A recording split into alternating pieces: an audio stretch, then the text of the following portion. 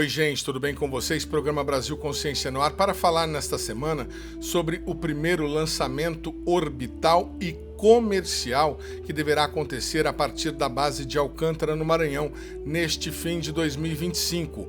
A aeronáutica alterou o prazo para a janela de lançamento, que agora foi estendido até o dia 22 de dezembro, mas continua a intenção de lançar cargas úteis nacionais ao espaço, e você terá mais detalhes neste programa, que é uma realização do Sindict, o sindicato que representa os servidores públicos federais do INPE, do DCTA, do CEMADEM e da Agência Espacial Brasileira. Antes, a gente traz atualizações importantes para você. O Ministério de Ciência e Tecnologia definiu o novo cronograma de trabalho da Comissão de Busca, que vai identificar 3 nomes de candidatos ao cargo de diretor do INPE. As apresentações públicas dos candidatos e as entrevistas pessoais com o Comitê de Busca vão acontecer nos próximos dias 27 e 28 de novembro. As atividades haviam sido suspensas anteriormente por conta de mudanças no Comitê de Busca, o que já teria sido solucionado segundo o MCTI. Desta forma, as apresentações públicas à comunidade científica do INPE e eventuais interessados está marcada para o dia 27, a partir das 10h10 da manhã, no auditório do LIT, dentro do Instituto. O cronograma prevê apresentações de todos os candidatos até às 15h30 da tarde, quando deverão ser feitas as primeiras entrevistas entre os candidatos e o Comitê de Busca. As entrevistas pessoais não são abertas ao público e continuarão no dia seguinte, no dia 28 de novembro. Irão se apresentar pela ordem Antônio Miguel Vieira Monteiro, que ocupa o cargo de diretor interino, Elbert Einstein Neuer Macau, Jéssica Araújo Chamarelli, Luiz Eduardo Antunes Vieira, Mônica Elizabeth Rocha de Oliveira, Oswaldo Duarte Miranda e Paulo Nobre. Após essa etapa, o Comitê de Busca deverá oferecer 3 nomes à ministra Luciana Santos, que irá escolher entre eles o novo diretor ou diretora do Instituto. Não há prazo para que a ministra apresente a decisão.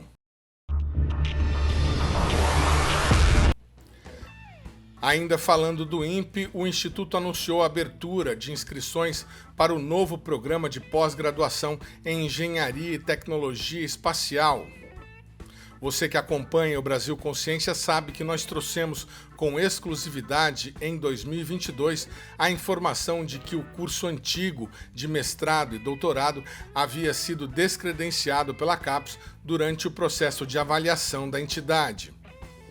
Na oportunidade, a informação transmitida tanto pelo Instituto quanto pela CAPES foi de que o INPE deixou de apresentar documentos necessários no processo. Houve uma mudança de metodologia, né? A CAPES sempre fez em uma única etapa a coleta de dados, e dessa vez ela fez em 2 etapas a coleta de dados.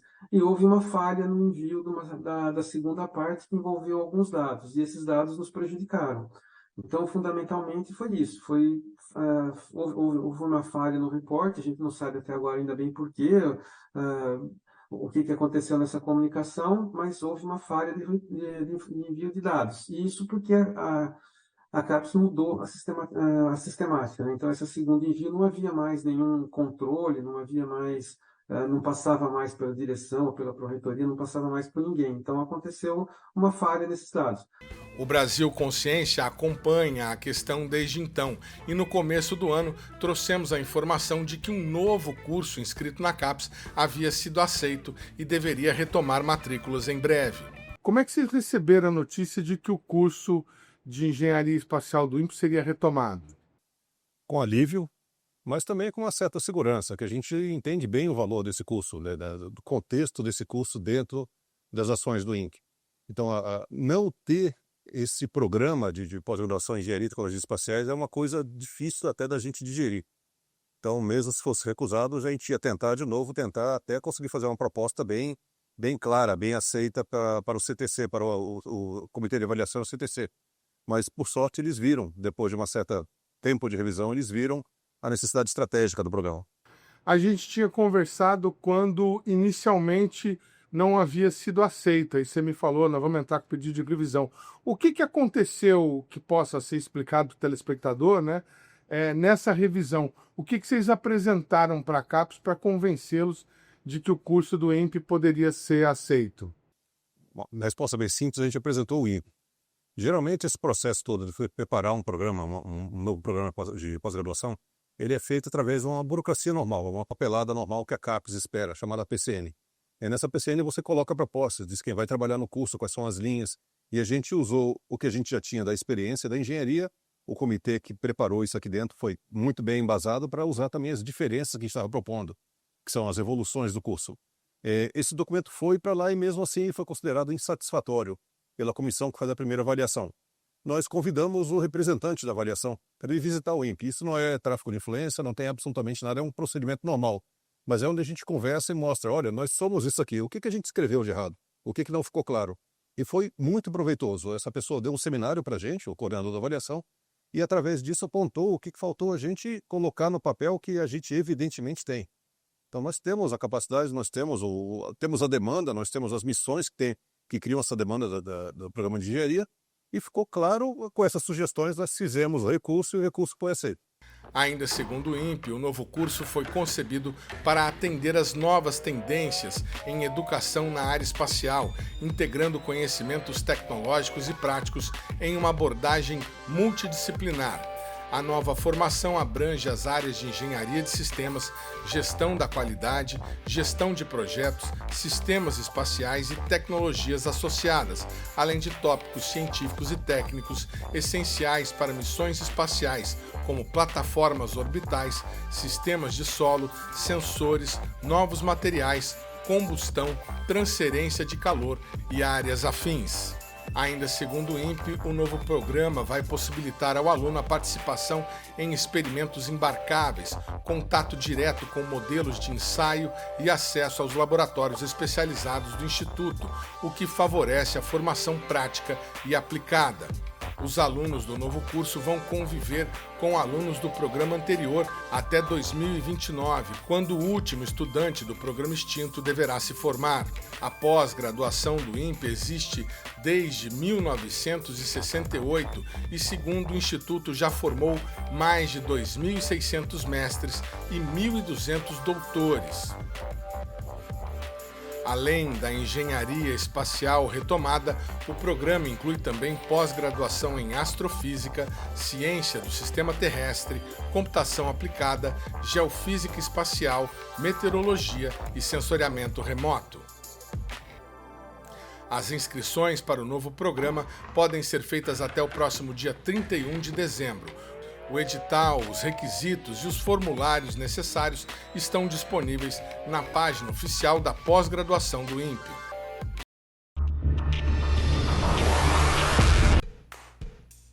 Na última semana, nós trouxemos entrevistas com pesquisadores da base do SINDCT, especificamente do CEMADEM e do INPE, que participaram da COP30. Hoje nós vamos mostrar para vocês uma série de publicações que a Agência Espacial Brasileira e o próprio INPE fizeram em suas respectivas redes sociais durante o evento.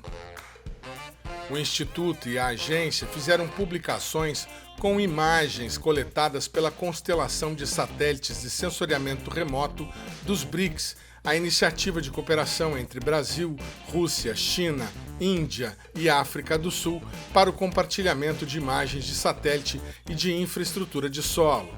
O acordo foi firmado em 2021 durante a reunião do BRICS sobre a presidência do Brasil, coordenada pela Agência Espacial Brasileira. As publicações incluem imagens dos satélites sino-brasileiros Cibers 4 e Cibers 4A, do brasileiro Amazônia 1, dos satélites indianos IRS-R2 e IRS-P6, além do satélite chinês Gaofen 6 e do satélite russo Canopus 5. As primeiras imagens da série mostraram os arredores do parque da cidade de Belém, local onde a COP30 foi realizada. Pelas imagens é possível ver a evolução na montagem da estrutura ao longo dos anos, começando em 10 de agosto de 2023 até agosto de 2025.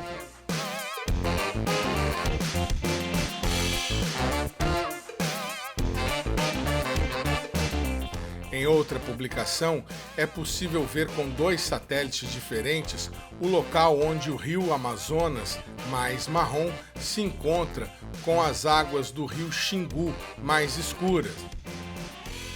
De acordo com as informações divulgadas pelo INPE, o segredo da mudança de cor na captação das imagens do espaço é porque o rio Amazonas carrega sedimentos que refletem luz, resultando no tom marrom, enquanto o Xingu, com seu leito rochoso, possui águas escuras que absorvem a luz, criando esse grande contraste.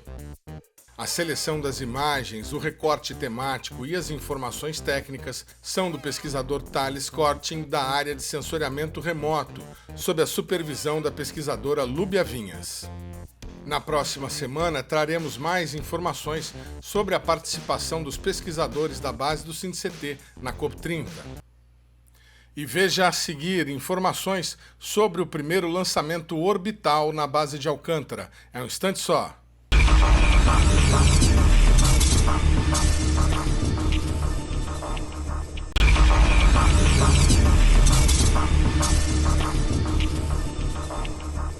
Muito bem, amigo do programa Brasil Consciência, nosso contato agora é com Brasília, na Agência Espacial Brasileira, com o diretor Rodrigo Leonardi, que vai nos dar um pouco mais de detalhes sobre os preparativos para este que deverá ser o primeiro lançamento orbital e comercial ao mesmo tempo lá da base de Alcântara.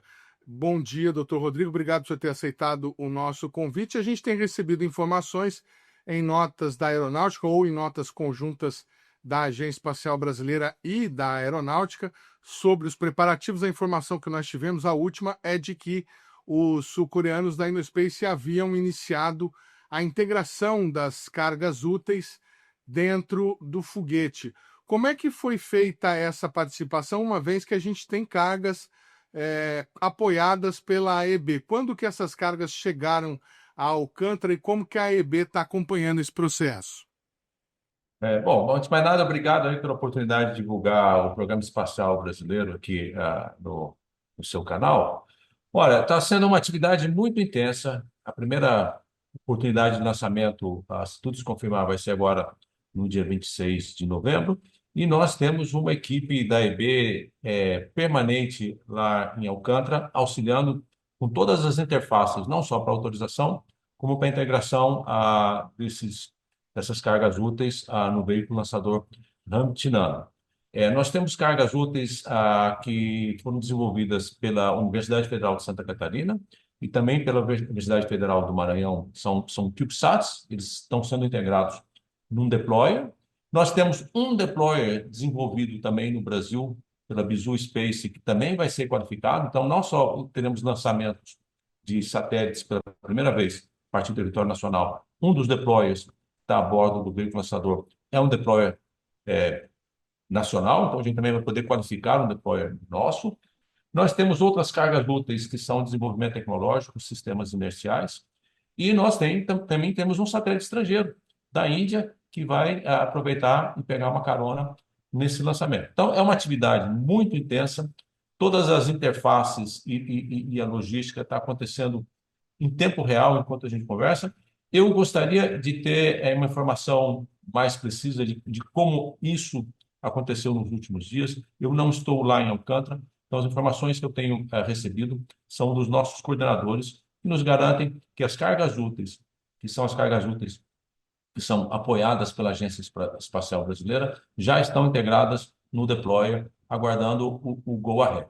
Essas cargas úteis são 2 nanosatélites de comunicação de rádio amador desenvolvidos pela Universidade Federal de Santa Catarina. Um é o FloripaSat 2A, é um CubeSat 1U, e temos também o FloripaSat 2B, que é um CubeSat 2U. Eles vão num deployer que a gente adquiriu no exterior. Nós também temos um CubeSat 1U, que foi desenvolvido pela Universidade Federal do Maranhão num projeto chamado Cientistas de Alcântara. Então, é muito interessante a gente ver um ecossistema ali da região, uma universidade ali vizinha a Alcântara, tendo uma possibilidade de desenvolver e lançar um nanosatélite num marco histórico.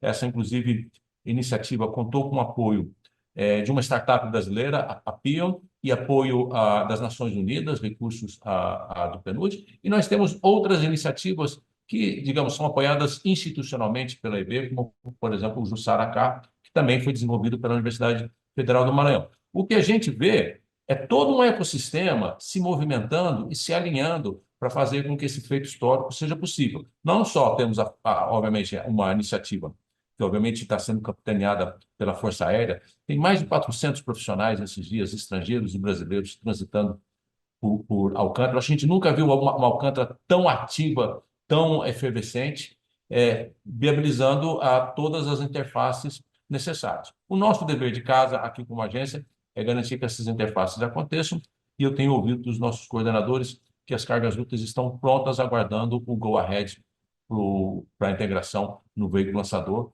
e, obviamente, o lançamento. Se tudo der certo, acontece no dia 22, obviamente pendente de questões operacionais e meteorológicas para serem confirmadas. Se não for possível no dia 22, existe uma tentativa na sequência e assim vai. Se nós formos bem-sucedidos, eu queria enfatizar que seria o primeiro lançamento orbital, portanto, esses CubeSats acadêmicos se tornarão os primeiros satélites brasileiros lançados a partir de território nacional. E nós também teremos um satélite de um país parceiro, a Índia, sendo também lançado, também que prova Alcântara como uma janela de lançamento para outras nações. Bacana. Vamos apenas detalhar, fazer um checklist aqui para que não fique nenhuma dúvida para o nosso telespectador.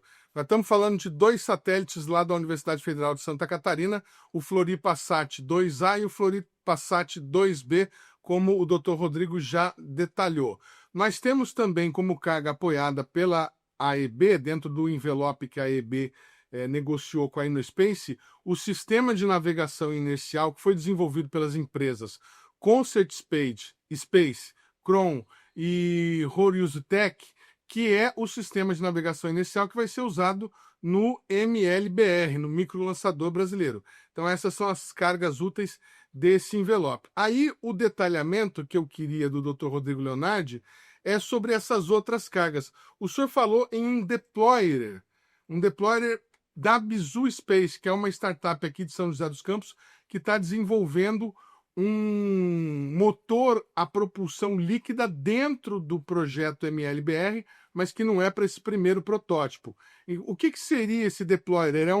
É a caixinha onde vão as cargas úteis? Isso, o nanosatélite ele vai dentro da coifa do foguete, né, que permite todas essas cargas úteis irem para o espaço, e uma vez que eles estão lá em cima, tem uma caixinha que é como se fosse, a gente chama de deployer, que é aonde está acomodado o nanosatélite, né? Esse deployer ele tem um mecanismo que, uma vez que a gente está já na altitude adequada, ele dá um empurrãozinho final para que esse nanosatélite seja inserido na órbita procurada. Então, esses deployers são mecanismos que você precisa desenvolver ou adquirir no mercado. Todos os lançamentos que o Brasil já fez de nanosatélites, o Brasil já fez um número considerável desses lançamentos, nós utilizamos deployers desenvolvidos no exterior. Então, nós estamos também aproveitando a oportunidade para testar e qualificar no espaço um deployer desenvolvido na nossa indústria, no caso aí uma startup de São José dos Campos. Se nós formos bem-sucedidos em qualificar esse equipamento, significa que no futuro outros satélites, sejam educacionais ou sejam da iniciativa privada, startups, também podem utilizar um mecanismo nacional, o que mostra um amadurecimento da nossa indústria. Como o centro de Alcântara ele vai ser explorado comercialmente também para pequenos satélites, isso significa que no futuro, se tudo der certo com as operações comerciais, a gente vai estar dominando a logística, as interfaces para lançamentos a partir de Alcântara e também podendo ofertar deployers nacionais para quem tiver interesse em utilizá-los.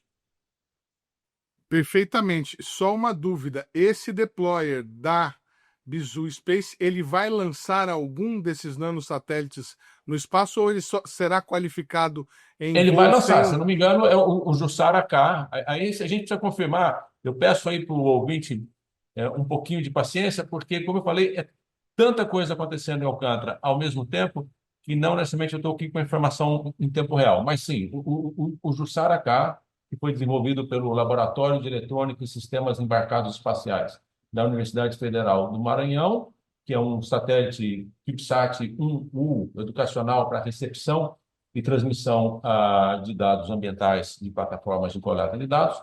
Ele é pequenininho e está sendo embarcado nesse deployer da Bizu Space. Então, assim, é um satélite nacional, um deployer nacional, sendo lançado no nosso território. Nós também temos o sistema inercial, muito bem mencionado, que é uma tecnologia muito sofisticada, que foi fruto de uma encomenda tecnológica da EB, desenvolvida pela nossa indústria, que também, em sendo qualificada nesse voo, ela vai, obviamente, abrir aí mais um domínio tecnológico importante para o desenvolvimento das nossas famílias de veículos lançadores, no caso o MLBR, mas nada impede que ele seja utilizado em outros veículos também. Muito bacana. Bom, seguindo aqui na lista, uma novidade, né, que a gente mencionou há 2 semanas, o satélite, o nanosatélite Pion BR-2 da startup brasileira Pion, que já tinha feito um lançamento, mas a partir de um foguete norte-americano do Pion BR-1, agora vai lançar o Pion BR-2 por meio desse convênio. A gente ainda não conseguiu esclarecer e seria uma ótima oportunidade com o senhor. Como é que funciona essa parceria? A Pion desenvolveu o satélite junto com a Universidade Federal do Maranhão e os custos foram pagos pelo programa PNUD? Exatamente. O programa PNUD ele é para o desenvolvimento de competências, principalmente em nações de desenvolvimento. Nós temos todo esse know-how já, digamos, sendo instalado no ecossistema espacial nacional, onde empresas vêm desenvolvendo capacidades para desenvolver seus próprios nanosatélites. Nós temos toda uma questão de uma lógica de fazer capacitação hands-on em universidades envolvendo estudantes e professores que não necessariamente ainda dominam o ciclo de desenvolvimento dessas tecnologias. Então, foi uma maneira de unificarmos um esforço que acontece nas nossas startups, um esforço que acontece nas nossas universidades, com um ecossistema cada vez mais maduro, onde a gente tem ali uma tríplice hélice, no sentido de uma startup brasileira atuando com uma universidade brasileira, com apoio do governo brasileiro sendo lançado. Então a gente não só exercita o conceito do CubeSat em si, como exercita todo um ecossistema que é capaz de trabalhar em conjunto. Então, isso também, eu diria que um amadurecimento, uma oportunidade única que esse lançamento traz para diferentes empreendedores, diferentes acadêmicos, diferentes organizações de governo mostrarem que nós somos capazes de fazer algo de forma coordenada para entregar tudo isso num determinado dia no cronograma para ser lançado no seu lançamento brasileiro. Muito bem. Bom, aí nós temos as cargas que foram pagas, né? Cargas comerciais. O Dr. Rodrigo já mencionou a carga indiana da missão Solaris S2, que é da Garra Space, e a carga brasileira, também um sistema de navegação inicial que nós já falamos aqui no nosso programa, que foi desenvolvido pela empresa Castro Leite Consultoria CLC aqui de São José dos Campos e que tem finalidade de uso em projetos privados. O doutor mencionou também o projeto da Universidade Federal do Maranhão, um CubeSat 1U, o Jussara-K, que vai embarcar junto. Nós tínhamos, doutor, inicialmente uma informação de que o CONASAT 1, que foi desenvolvido no INPE do Nordeste, seria embarcado nessa missão. O que aconteceu aí no meio desse processo que o CONASAT acabou não entrando? Bom, vamos lá. Então, vamos por partes. Primeiro, lembrando que a ideia toda de Alcântara é tornar o centro um centro também para atividades comerciais. Então, o fato de termos duas cargas pagas, uma nacional e uma estrangeira, vai também no sentido de da gente exercitar essas interfaces. Eu não tenho conhecimento dos detalhes de contrato, por se tratar de um contrato direto com a InnoSpace. Existem outros intervenientes, mas eu confesso que eu não sei os detalhes. O CONASAT foi um projeto, um objeto desenvolvido pelo Instituto Nacional de Pesquisas Espaciais, e nós tínhamos ofertado para o INPE a possibilidade de um voo de carona nesse veículo, como uma cortesia da agência, sem necessidade obviamente, do INPE a celebrar nenhum contrato. Não seria um lançamento comercial. Entretanto, a órbita pretendida pelo CONASAT, nós fomos informados pela Unispace, não seria atingida nesse primeiro voo. Temos que lembrar que é um primeiro voo de qualificação de um veículo que nunca antes foi operado. Então, o INPE fez uma consulta técnica sobre os riscos associados e preferiu aguardar uma segunda oportunidade para o lançamento. Então, foi uma decisão colegiada entre a EPE e o INPE agradeceu o convite e disse que não nesse momento, porque não seria atingida a órbita pretendida pelo CONASAT. Então, a gente respeitou a decisão técnica das equipes do CONASAT e a gente aguarda uma segunda oportunidade para lançar esse projeto também. Mas, de fato, na lista inicial, iria o CONASAT. O CONASAT saiu e cedeu o lugar, então, no Floripa Sat 2A, que tem as mesmas dimensões do CONASAT. Voltando à questão da gente exercitar os ecossistemas a todos, o Brasil tem investido muito em qualificação nas nossas universidades. Então, é com uma grata satisfação que a gente vê não só acadêmicos e estudantes da Federal do Maranhão, como de Santa Catarina, nesse dia aí, nos seus objetos. E lembrando também que todo mundo conversa com todo mundo. Então, houve muita troca de conhecimento entre a Universidade Federal do Maranhão e a Universidade Federal de Santa Catarina, também para permitir o desenvolvimento desses objetos. Desculpa estar com a mão aqui no headphone, mas começou uma chuva enorme aqui em Brasília e está até difícil de eu escutar minha própria voz. Aqui em São José dos Campos também. A gente agradece a participação do Dr. Rodrigo Leonardi mais uma vez aqui no nosso programa e deseja sucesso aí no restante dos preparativos. Estamos acompanhando por aqui. Vai ser transmitido o lançamento, né, doutor Rodrigo? Olha, eu acho que sim. Juro que assim, o último entendimento que eu tinha é que seria transmitido. Mas, assim, dia 22 estaremos todos colados na mídia e acompanhando com maior expectativa um feito histórico para o Brasil, para o setor espacial brasileiro. Tá certo, muito obrigado. A gente vai para um rápido intervalo e, na sequência, a gente conversa com os empreendedores da Pion Space para conhecer um pouco mais sobre esse nanosatélite, o Pion BR2. Instante só, não sai daí.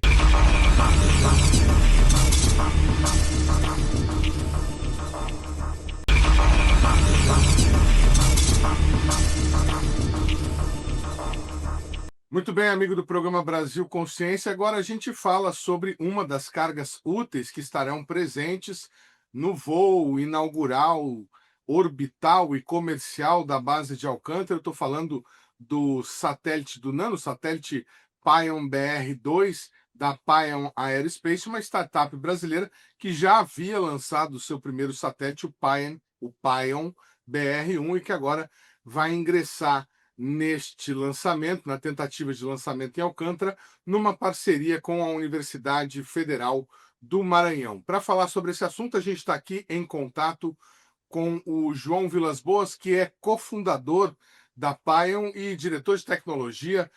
João, muito obrigado por você ter aceitado o nosso convite, ter recebido aí, nos atendido prestimosamente nessa tarde. E a gente gostaria de começar, para quem não conhece o mercado aeroespacial brasileiro, como que surgiu essa empresa e em qual atividade vocês estão inseridos atualmente?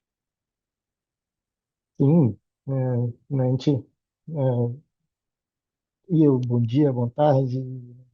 É, a PAI ela surgiu de um spin-off ali de uma equipe de competição aeroespacial que a gente tinha na Universidade Federal da ABC, né? Então, os cofundadores principais ali são da Universidade Federal da ABC, todos os três, né, eu, o João, o Calvin, o Gabriel, todos surgiram ali do curso de Engenharia Aeroespacial da Universidade Federal da ABC, né?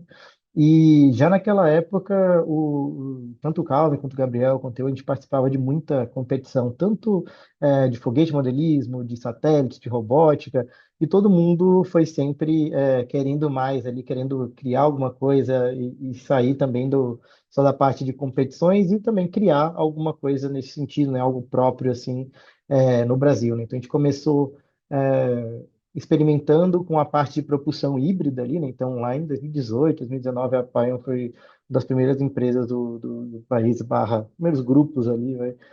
A criar um motor de foguete híbrido, por exemplo, né? Bastante similar ao que a Innospace vai estar utilizando lá em Alcântara. Não.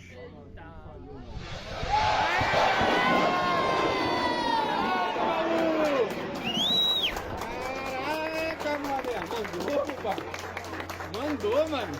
Mandou. Mandou, hein? Mandou.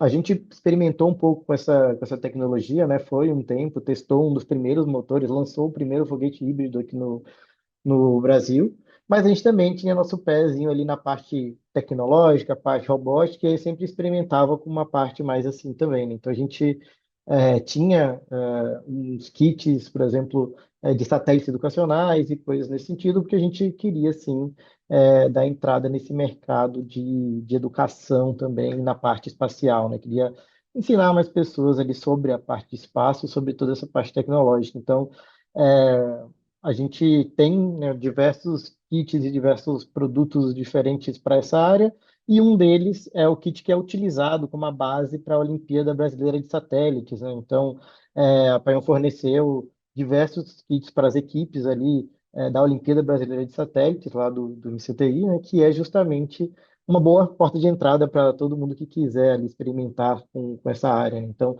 os nossos produtos mais de maior sucesso, vamos dizer assim, é esse produto de satélites educacionais e dessa simulação mesmo de o que é programar um satélite, controlar um satélite e etc, né? Então, desse produto, a gente quis evoluir, né, para o próximo passo, que era justamente, é, agora que a gente já trabalhou com a parte educacional, já tem um pouco, vamos também dar o próximo passo e fazer o lançamento de alguns satélites, né? Então, lá para também, a partir de 2020 ali, a gente começou a manufatura e desenvolvimento, né, do Pion BR-1, que foi sim também, né, o primeiro satélite a ser lançado por uma startup, né, no Brasil.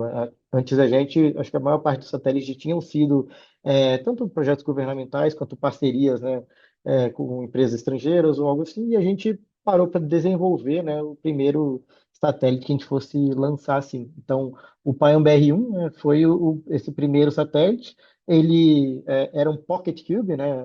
Como a gente sabe, a parte espacial, quanto maior, né, a massa, maior o preço também para se colocar aquilo em órbita. Então, a gente foi no menor satélite possível, que é ali a classe de satélites pocket cubes, né? Satélites que cabem no bolso ali, mais ou menos, até 250 gramas, por exemplo. E a gente fez todo esse procedimento, todo o processo, e aprendeu bastante nesse caminho ali para lançar, né? Então, lá em 2020, a gente lançou com a SpaceX, né, o Pion BR-1, e ele teve ali seus 2 anos de órbita e os dados, etc., que são os dados que a gente utiliza e é o know-how que a gente usa bastante para a existência aqui do Pion BR-2, né? Então, acho que essa é a história rápida assim, de como que surgiu a Pion, de como que ela funciona hoje, mas fica nesse meio, assim, surgiu no meio universitário, e passou aí experimentando cada vez mais com mais coisas e tentando alçar voos cada vez mais altos ali. Muito bacana. O Pion BR-1 durou 2 anos mandando dados para a Terra. Vocês conseguiram receber dados dele Sim, ininterruptamente durante todo esse período. sim, os dados do Pion BR-1 eles pararam devido ao decaimento mesmo, né? A gente teve bastante, no início, dificuldade entre aspas, em comunicar com um satélite tão pequeno assim, mas a gente conseguiu ali resolver, né? Mas sim, a gente teve bastante uso para todos os dados e todos os processos que a gente tirou ali durante um bom tempo do Pion BR-1 mesmo. A gente conseguiu aprender bastante mesmo com os dados dele, de funcionamento, tanto de comunicação, né, de parte de comunicação à distância, tudo isso rodou muito bem, né? Muito bem. E conta para gente como é que é esse Pion BR-2 e como foi essa Uhum. parceria com a Universidade Federal do Maranhão para vocês integrarem aí o voo da InnoSpace. Legal. O o BR2 ele surgiu justamente do desejo do pessoal do Dart Lab, lá da Universidade Federal do Maranhão, em construir algo que também levasse, né, um pouco da história até dos povos ali da região de Alcântara. Então, todas as escolas, meio que toda parte de educação ali dos municípios, né, e do município de Alcântara, eles se juntaram ali para ter e entender aulas sobre, né, e entender mais sobre a parte aeroespacial, sobre a parte de satélites e tudo isso. E eles fizeram isso utilizando os kits da Pion, né? Então, depois de utilizar nossos kits e entender um pouco mais, aí a universidade, né, e o pessoal que na universidade do DartLab, etc., que executa esses cursos e essa capacitação do pessoal das escolas ali da região de Alcântara, eles, né, entenderam, conversaram bastante com a gente, e eles falaram, olha, a gente vai possuir sim um slot ali de lançamento, a gente queria chamar vocês para ser nossos parceiros aqui de construção desse satélite aí para o lançamento, né? A gente ficou muito feliz pelo convite e já partiu a desenhar ali, né, o Pion BR-12, que agora é um CubeSat, né, algo que se for contar ali em volume, no mínimo 8 vezes maior do que o Pion BR-1 ali, né? Agora ele pode ir ali até 1 quilo, 10 por 10 centímetros, antes a gente estava a 5 por 5 ali no Pocket Cube, então a gente teve uma liberdade até maior para desenvolver algo a mais, né? Mas o que a gente mais queria era justamente ter esse tipo de comunicação com o pessoal da UFMA e também com o pessoal das escolas lá da região de Alcântara. Então, um satélite muito mais focado em comunicar ali algumas mensagens, por exemplo, que os estudantes escreveram. Então, os estudantes escreveram mensagens para esse satélite transmitir durante o seu voo, né, durante o seu funcionamento. Então, tem diversas mensagens dos estudantes lá da região de Alcântara embarcadas no voo para que a gente conseguisse fazer essa transmissão das mensagens e das palavras mesmo que eles escreveram ali para nós, e que a gente consegue juntar isso com o aprendizado dessa parte espacial e etc., e fazer o satélite ser útil tanto para a gente como um teste de novas finalidades, quanto para eles como algo para ensinar ali para todo mundo o que é, né, um satélite, o que é ter algo no espaço e como que se faz a comunicação e transmissão dos dados, tudo isso. Muito bacana. Quer dizer, o satélite vai ter um conjunto de mensagens, imagino que de texto, e vai transmitir essas mensagens para a Terra e elas vão ser recepcionadas lá pela UFMA mesmo? Isso. Vão ser recepcionados pelos estudantes, né? E aí os estudantes vão poder sim executar ali todo o trabalho de decoding, vamos dizer assim, né? De decodificar aquelas mensagens. Então tem um certo sistema ali que manda uma mensagem por transmissão ali, né? Pode ser por dia, né? Depende realmente da parte de transmissão que a gente conseguir ter visada, né? Mas para cada transmissão ali ele vem com uma mensagem diferente que foi escrita pelos estudantes mesmo, né? Bacana. E vocês montaram esse satélite com base no kit que vocês desenvolveram, que você mesmo já explicou, serve de base aí para muitas equipes na Olimpíada Brasileira de Satélites. E eles lá que fizeram a montagem, como é que foi a divisão de tarefas? Uhum. A divisão das tarefas foi muito mais no sentido com a parte das crianças e com a parte do pessoal né, de Alcântara, ficou muito, e da UFMA também, ficou muito mais a capacitação, né, da Pion para todo mundo e também os ensinamentos sobre essa parte de satélite ali, a construção dessas mensagens e o treinamento de todo mundo sobre a comunicação e assim vai.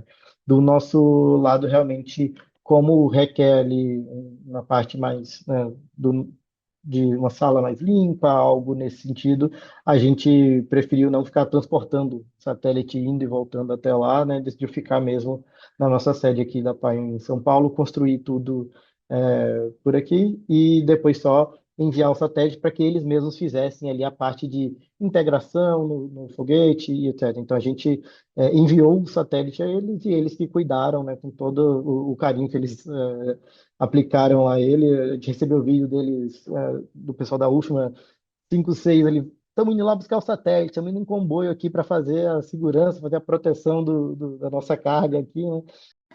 Fala galera, vim convidar vocês hoje pra gente buscar o nosso querido satélite Paion BR2, cientista de Alcântara. Então vamos lá nessa jornada de buscar o nosso querido? Hoje é um dia histórico para o projeto Cientista de Alcântara. Nossa atual missão foi mais do que especial e importante: ir até o aeroporto para buscar ele, o nosso satélite, o Paion BR2, Cientistas de Alcântara. Foram meses de preparação e muito aprendizado. Sonhos que pareciam tão distantes se tornam cada dia realidade. Nesse momento em que se assina a documentação, é como se cada aluno também deixasse sua assinatura nessa história. Ver o satélite assim de pertinho é sentir que tudo valeu muito a pena.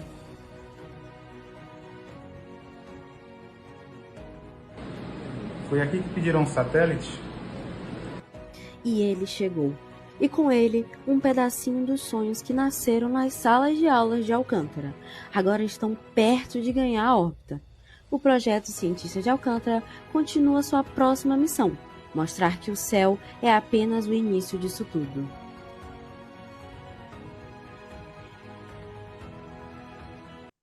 Bom, a Paion hoje tem quantas pessoas colaborando com a infraestrutura da empresa?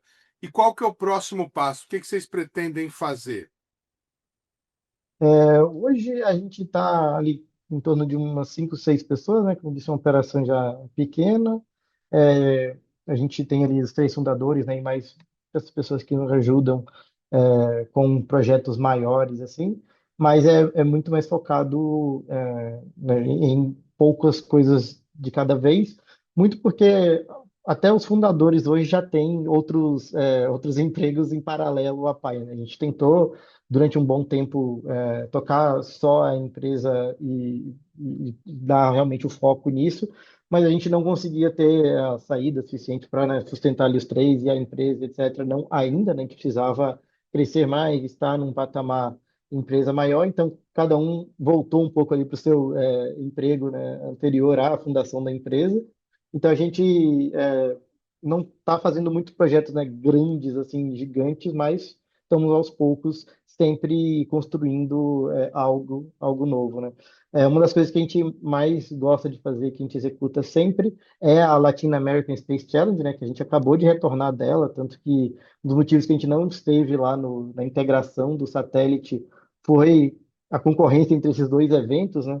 A Latin American Space Challenge aconteceu agora aqui no iníciozinho de novembro, né? De 5 a 8 de novembro, e é um evento organizado por todo mundo ali da Paion, né, que leva mais de 1.800, 1.500 ali pessoas, né, então mais de 100 equipes. Há um espaço para se lançar foguetes, demonstrar satélites, demonstrar esse tipo de tecnologia.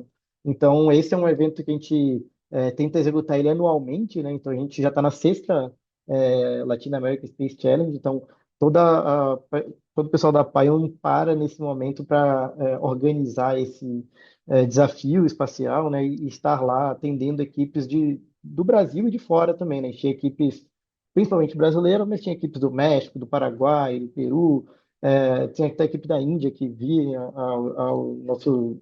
ao Brasil, né, para fazer o lançamento, os testes deles de motores.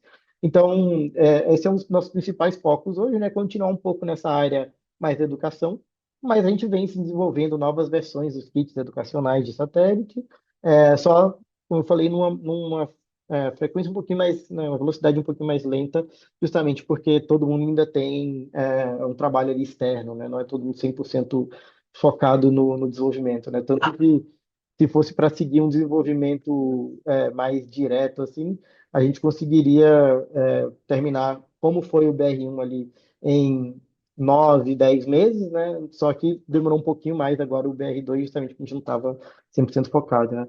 Outro item que a gente está desenvolvendo e vai voltar agora também é essa parte de testes de motores de foguete, etc., para a gente exercer esse lado da aeroespacial também, né? A gente gosta bastante tanto da parte de satélites quanto da parte de foguetes, mas para o lado de foguetes a gente ficou um tempinho parado aí, porque depende de um espaço, né, de coisas maiores ali que na época da faculdade, por exemplo, a gente tinha acesso a algumas instalações da faculdade para fazer testes de motor, etc. E agora é um pouquinho mais difícil, né? Então, não dá para fazer, por exemplo, numa sala um teste de motor de foguete, né? Então, o satélite a gente consegue montar, consegue fazer toda a preparação, mas o motor de foguete ainda está aos poucos caminhando para voltar aí esse desenvolvimento. Mas, por enquanto, a parte de satélites o kit educacional acho que é o próximo foco da gente, que é a nova versão dele, né?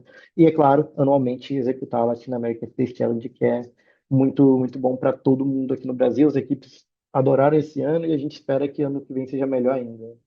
Imagino que essa iniciativa nos foguetes seja para testar motores para foguetes de treinamento, como aqueles que vocês trabalharam quando vocês eram alunos lá na Universidade do Grande ABC. Inclusive, a equipe de lá ganhou recentemente um torneio importante nos Estados Unidos de lançamento de foguetes.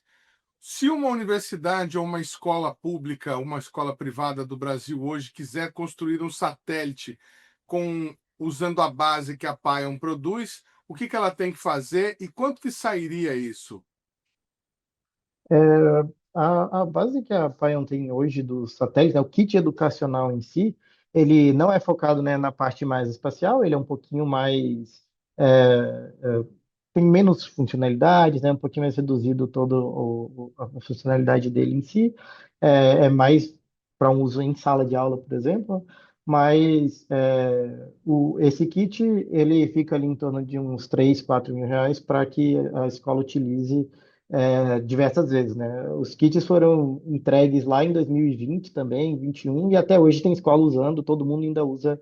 O kit ele é durável, né? Não é algo que é assim, depois de um tempo para de funcionar ou é obsoleto ou algo assim, né? Ele funciona perfeitamente.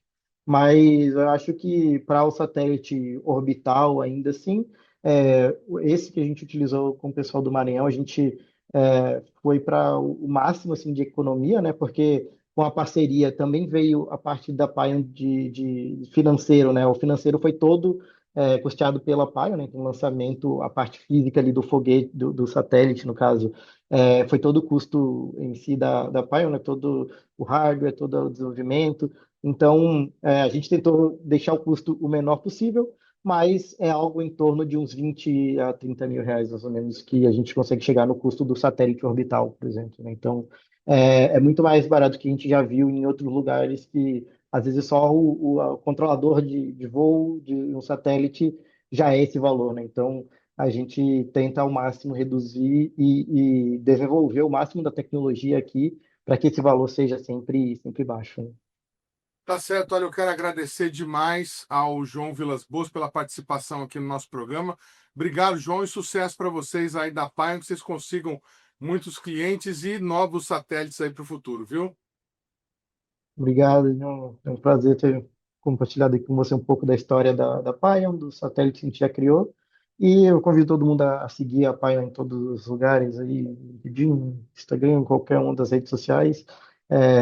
E a gente está sempre lá postando sobre o que a gente está fazendo, sobre o que a gente está desenvolvendo, e também sobre nossos eventos, como a Latin American Space Challenge, que a gente executa ali todo ano e que é bem legal tanto participar quanto assistir também, né? Ver todo mundo lançando seus foguetes, participando com seus satélites, é uma iniciativa muito, muito legal que a gente tenta ao máximo fazer que funcione, né, anualmente ali, para sempre manter ali o mercado com algo a se trabalhar para o futuro, né? Então, se a gente mantém a Pine, se a gente mantém é, a Latin American Space Challenge, por exemplo, a gente consegue manter todo mundo trabalhando na área e com todo mundo trabalhando na área, a gente consegue ter também mais pessoas no futuro querendo, né, adentrar a Paion, fazer parte disso, criar suas próprias empresas também e aumentar o ecossistema no Brasil ali de empresas da parte aeroespacial, né?